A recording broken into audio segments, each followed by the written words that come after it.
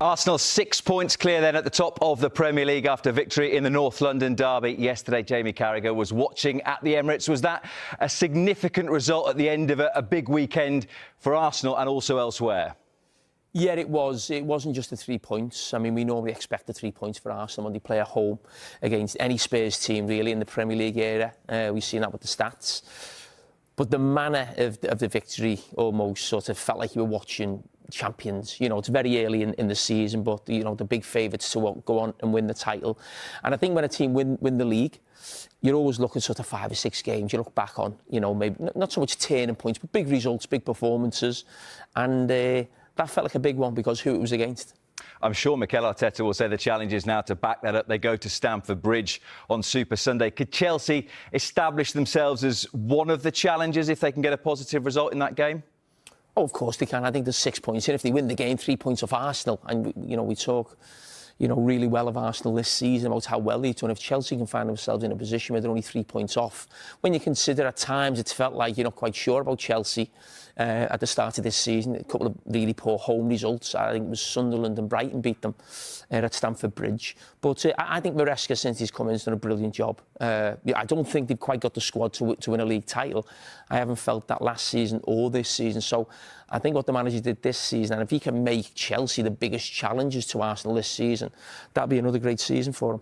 What about Arsenal's opponents yesterday, Tottenham Hotspur? And they've had 2 significant games, you would say, this season against their so-called rivals in Chelsea and Arsenal. XG in those 2 games, 0.07 and 0.05. Does it feel like they've gone from one end of the spectrum to the other a little bit?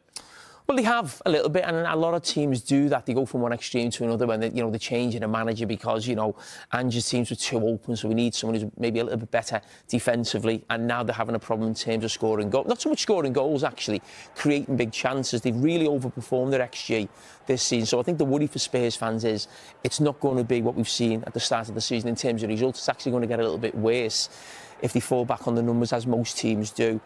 This was something we highlighted a few weeks ago after the Chelsea game about Thomas Frank and Spurs. I mean, he's been on the show, friend of the show, on Monday Night Football.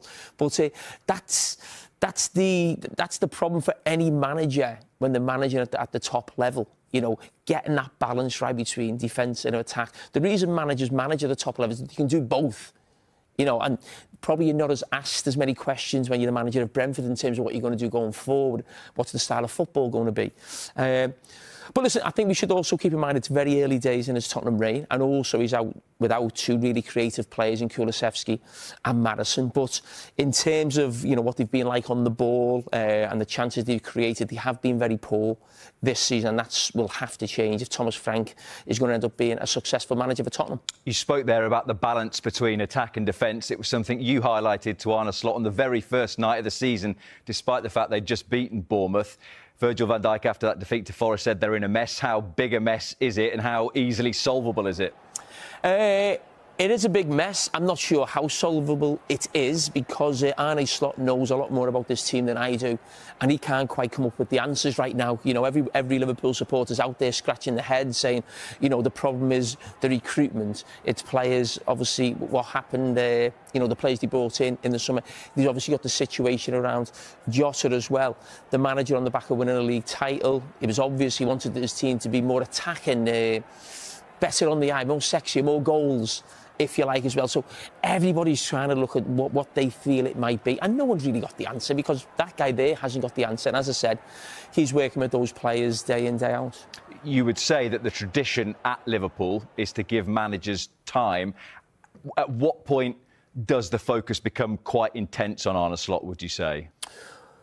I think any manager who loses 6 games out of 7 in the Premier League, and even if you're the manager of a promoted team, I think the heat would come on you.